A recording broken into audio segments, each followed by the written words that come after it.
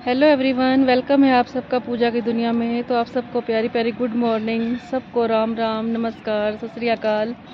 एक और नई सुबह आप सबको मुबारक हो। तो शुरुआत करते हैं हम आज के दिन की और आज के व्लॉग की।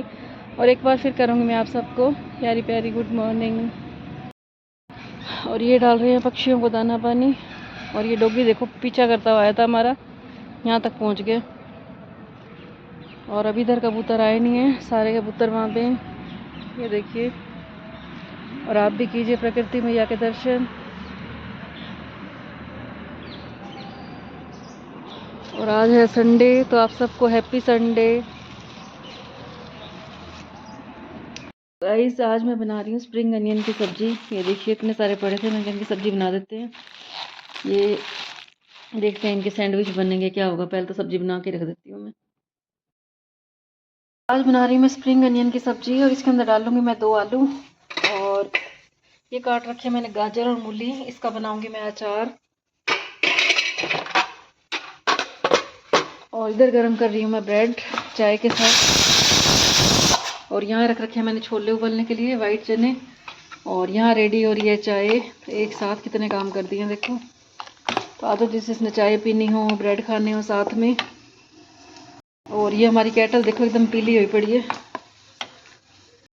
तो गाइस, खुशी बना रही है सैंडविच अपने पुराने स्टाइल में। क्या बताऊँ मैं आपको, क्योंकि पहले बता चुकी हूँ सब कुछ। और इधर उबाल लिए मैंने छोले, ये देखिए, क्योंकि मैंने रात को ही भिगोए थे। तो कितने अच्छे छोले उबल गए हैं देखो। और ये काट दिए मैंने प्याज, छिले हैं अभी, टमाटर भिगो दिए। उस दिन जैसे बनाना जिस दिन मामा आए थे। और खुशी की डिमांड है कि उस दिन जैसे बनाना जिस दिन मामा आए थे। आज भी मामा को बुला लेती हूँ, फिर ऐसे बन जाएंगे उस हमारे। दिन मम्मी ने थोड़े बना दिए, पता नहीं कैसे मिले ही नहीं बहुत मम्मी। सारे बनाए थे, थोड़े बनाए थे। और यहाँ हमारे शहनशाह जी भी रेडी हो गए हैं देखिए जाने के लिए। पूरी तैयारी हो गई है इनकी जाने की। हैं? क्या हुआ? ठीक किसने किया? कौन है अब ठीक करने वाला? हो गया ठीक? पता नहीं, मेरे पापा ने किया होगा। ओह, तो गाइस, आलू मैंने डाल दिए हैं कढ़ाई में। और ऊपर से डाल रही हूँ मैं स्प्रिंग अनियन जो मैंने काट रखे थे। और ये सब्जी इतनी अच्छी बनती है, सबकी फेवरेट है ये।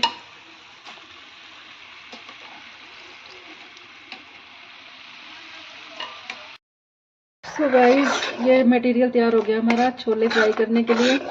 प्याज, टमाटर और हरी मिर्चें। और इधर रख दिया मैंने इमली उबलने के लिए, सॉफ्ट हो जाएगी ये। और ये हमारी सब्जी रेडी हो गई है स्प्रिंग अनियन की। बताना किस किस के घर में बनती है ये वाली सब्जी। हमारे घर तो जब आ जाते हैं इतने सारे स्प्रिंग अनियन, तो मैं ज़रूर बनाती हूँ ये ख़त्म करने के लिए। और ये निकाल दिया मैंने आटा, इसके अंदर डाला मैंने थोड़ी सी सूजी, थोड़ा सा मैदा। और ये डालूंगी मैं 2 पाउच इनो के। और फिर मैं आटा तैयार कर रही हूँ भटूरों का। तो गाइस, डाल दिया मैंने इमली वाला पानी और हमारे चने रेडी हो गए हैं। और इधर चढ़ा दिया मैंने भटूरों के लिए तेल। और यहाँ गूंद दिया मैंने आटा, ये देखिए प्योर मैदा नहीं है ये। इसमें मैंने सब कुछ मिक्स किया है, सूजी भी, इनो भी, और मैदा भी, और आटा भी। तो शुरुआत करेंगे। और ये कल वाली हमारी चटनी जो मैंने बनाई थी, रेसिपी दी थी मैंने आपको कल के ब्लॉग में। और उधर हमारे शहनशाह जी भी रेडी हो बैठे हैं, वो देखो पानीपत जाने के लिए। आज इनकी हाय और बाय ले लो, कल से फिर वही मैं ही दिखूंगी आपको। So guys, chole bhature ready हो गए हैं, आ जाओ आप भी खा लो। साथ में स्प्रिंग अनियन की सब्जी बनाई है मैंने, प्याज का अचार भी डाला है। आ जाओ, जिस जिसके फेवरेट हो छोले भटूरे खा लो। सो गाइस, तो चल पड़े हैं खुशी के पापा। और ये मुझे खर्ची देके जाते हैं, देखो जैसे बच्चों को खर्ची दी जाती है ना। मैं इनको कहती है टाइम भी मैंने देखना था। ठीक है, ओके, बाय बाय। सब कुछ चेक कर लेना, कुछ भूले ना हो।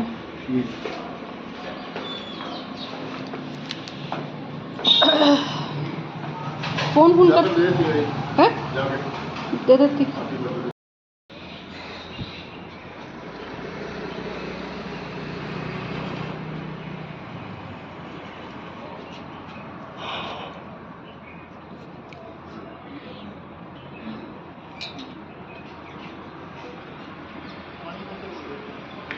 पानी की बोतल। तो गाइस आज डिनर में बन रहे हैं सैंडविच। ये देखिए जो सब्जी बनाई थी मैंने आज, स्प्रिंग अनियन और आलू की। तो डिनर में यही चल रहा है आज, तो आज आप भी खा लो। सो गाइस अब टाइम है व्लॉग के एंड करने का, लेकिन उससे पहले करेंगे हम 2 मिनट के लिए चर्चा। और आज मैं आपको एक ऐसी बात बताऊंगी जो आपके दिल को छू जाएगी। कहते हैं कि एक बार एक व्यक्ति की शव यात्रा निकल रही थी, और उसी टाइम क्या होता है कि एक व्यक्ति आ जाता है और कहता है कि मैं इस शव यात्रा को जाने नहीं दूंगा। वो वहीं पे रोक लेता है, कहता है इस जनाजे को यहीं पे उतारो। तो सारे हैरान हो जाते हैं, भाई ये क्या हो गया।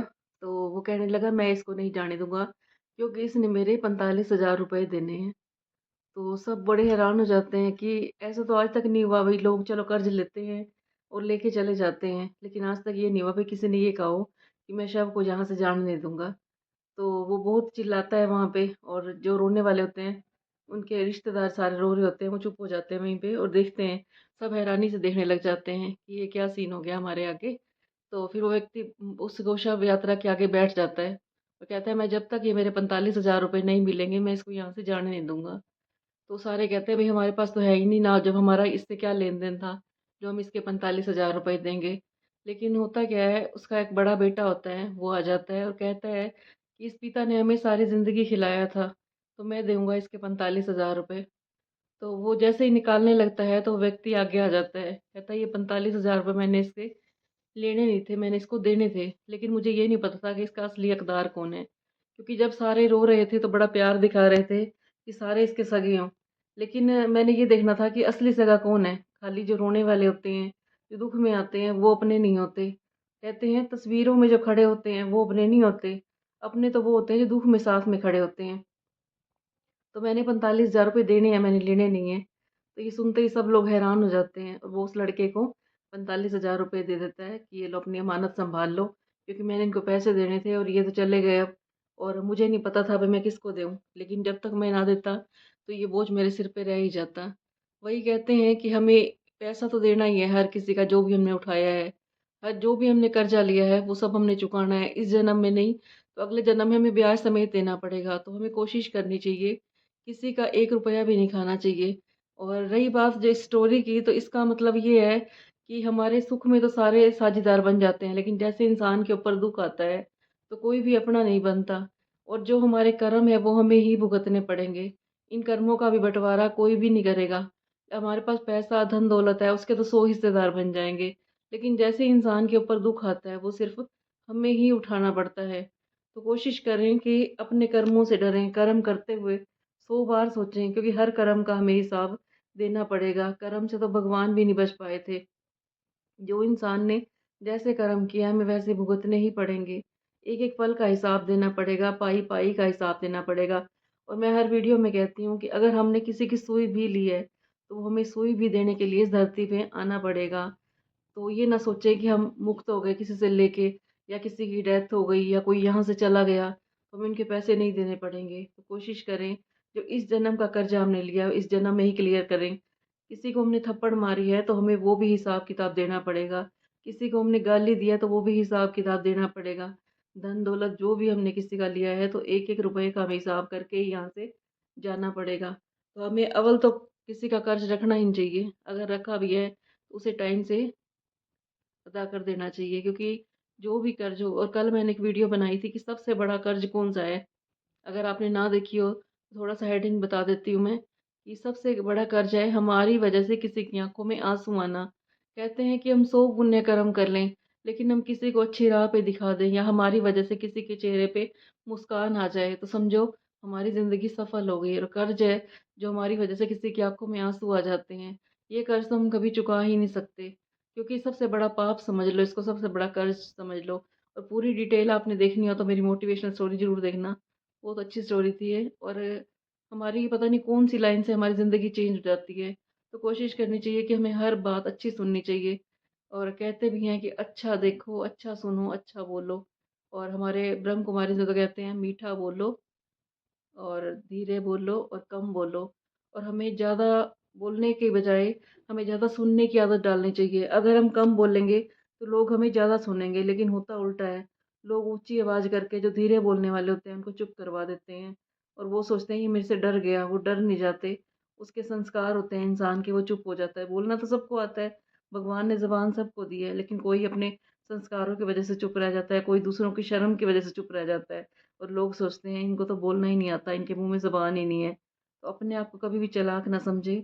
वो इंसान भगवान ऊपर बैठा हुआ है, चालाकों से भी चालाक, उसके आगे कोई भी चालाकी नहीं चल सकती। तो आज के व्लॉग का मैं यहीं पे एंड करती हूँ। मुझसे कोई गलती हो गई तो मुझे क्षमा कर देना, और बताना आपको मेरी वीडियो कैसी लग रही है। अच्छी लग रही हो तो इसे लाइक कर देना, कमेंट कर देना, और जिसने अभी तक चैनल को सब्सक्राइब ना किया हो वो सब्सक्राइब भी कर देना।